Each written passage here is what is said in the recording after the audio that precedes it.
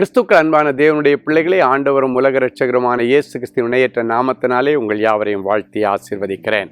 இந்த மார்ச் மாதம் 6ஆம் தேதி மங்கள வார்த்தை நிகழ்ச்சி மூலமாக உங்களை நேரடியாக உங்கள் வீடுகளில் சந்திப்பது எனக்கு ரொம்ப சந்தோஷம். கர்த்தர் உங்களை ஆசீர்வதிப்பாராக. நான் அடிக்கடி சொல்கிறது மாதிரி, நீங்கள் என்ன டிவியில் பார்க்குறீங்க, யூடியூப்பில் பார்க்குறீங்க, இன்ஸ்டாகிராமில் பார்க்குறீங்க. ஸோ நீங்கள் என்னை பார்த்து எனக்காக ஜெபிக்க உங்களுக்கு வாய்ப்பு இருக்கிறது. எனவே எனக்காக, எங்கள் ஊழியங்களுக்காக, குடும்பத்திற்காக நீங்கள் ஜெபித்து கொண்டிருக்கிறீர்கள். உங்களுக்கு நன்றி சொல்ல கடமைப்பட்டிருக்கிறேன். எங்களுடைய உள்ளத்தின் ஆழத்திலிருந்து நான் உங்களுக்கு நன்றி சொல்கிறேன். உங்களுடைய ஊழியத்திலே நீங்கள் பக்கபலமாக இருந்து ஜெபித்து கொண்டிருக்கிறீர்கள், உதவி செய்து கொண்டிருக்கிறீர்கள். கர்த்தர் தாமே உங்களுடைய உதவிகளையும் ஜெபங்களையும் கனம் பண்ணி உங்களை இப்பொழுது இருக்கிறதை பார்க்கலாம் 1000 மடங்கு தேவனாய் கர்த்தர் சொன்னபடி உங்களை ஆசீர்வதிப்பாராக. சரி, இன்னைக்கு நமக்கு என்ன மங்கள வார்த்தை?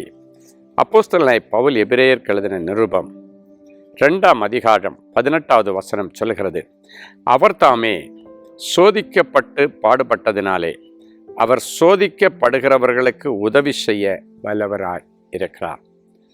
இயேசு கிறிஸ்துடைய பாடு மரணங்களை குறித்து தியானித்து கொண்டிருக்கிற தவ காலத்திலே நாம் ஓடிக்கொண்டிருக்கிறோம். இந்த நேரத்தில் ஆண்டவர் காரியத்தை சொல்றாரு. அவர் மிகவும் சோதிக்கப்பட்டார். தப்பு பண்ணாம சோதிக்கப்பட்ட தெய்வம் இயேசு கிறிஸ்து. எதற்காக அந்த சோதனைகளை பொறுமையோடு சகித்தார்? உங்கள் சோதனை காலத்திலே சோதனை எப்படி இருக்கும் என்பதை அவர் ருசித்திருந்தால் அந்த வேதனை அவருக்கு தெரியும் என்பதற்காக அவர் சோதிக்கப்படும்படி தன்னை அர்ப்பணித்தார். அவர் சோதிக்கப்பட்டதுனால நீ சோதனை அனுபவிக்கும் பொழுது அந்த பெயின் என்னான்னு அவருக்கு தெரியும். அதான் இந்த வசனம். சிலர் சொல்கிறத பார்த்துருப்பீங்க, என் நிலைமையில் இருந்து பார்த்தா தான் அதனுடைய கஷ்டம் உனக்கு தெரியும். அதான் இந்த வசனம்.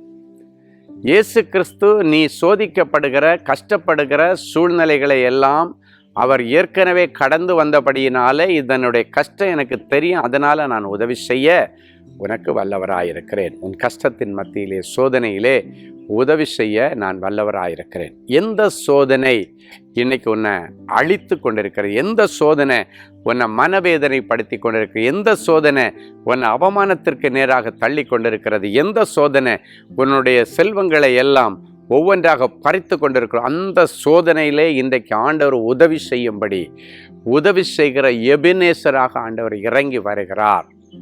செய்யாத தவற்றிற்காக சோதனைகளை அனுபவித்தவர் என் இயேசு கிறிஸ்து. எல்லாவற்றையும் அனுபவித்தார். இன்னைக்கும் ஒருவேளை நீ தப்பு பண்ணல ஆனாலும் சோதரிக்கப்படுகிறாயா, தப்பு பண்ணல ஆனாலும் தண்டனை அனுபவித்து கொண்டிருக்கிறாயா, அந்த தண்டனையிலிருந்து ஆண்டவர் கட்டாயம் இன்னைக்கு உன்னை வெளியே கொண்டு வர தன்னுடைய உதவி கரத்தை உனக்கு நீட்டுவார். ஏதோ ஒரு வழக்கில் சிக்கியிருக்கிற, உனக்கு அதுக்கு சம்மந்தமே இல்லை. ஏதோ ஒரு பிரச்சனையில் உன்னையும் கோர்த்து விட்டுட்டாங்க, உனக்கு அதுக்கு சம்மந்தமே இல்லை.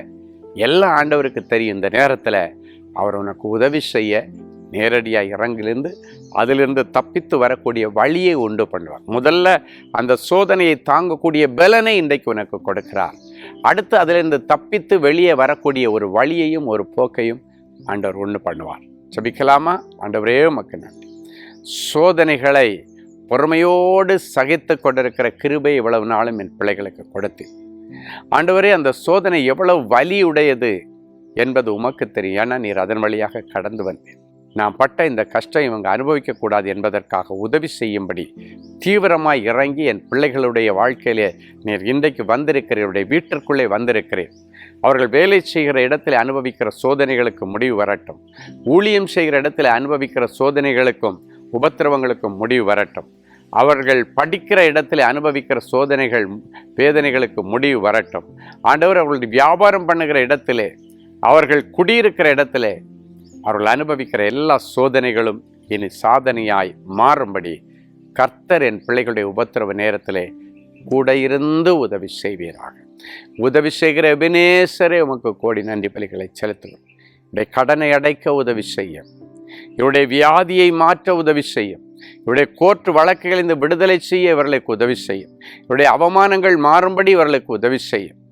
எந்தெந்த பிரச்சனையிலிருந்து மீள முடியாமல் இருக்கிறாங்களோ அதிலிருந்து மீண்டு வருவதற்கு கர்த்தர் உதவி கரத்தை நீட்டும். இயேசுவின் மூலம் பிதாவே, ஆமென்.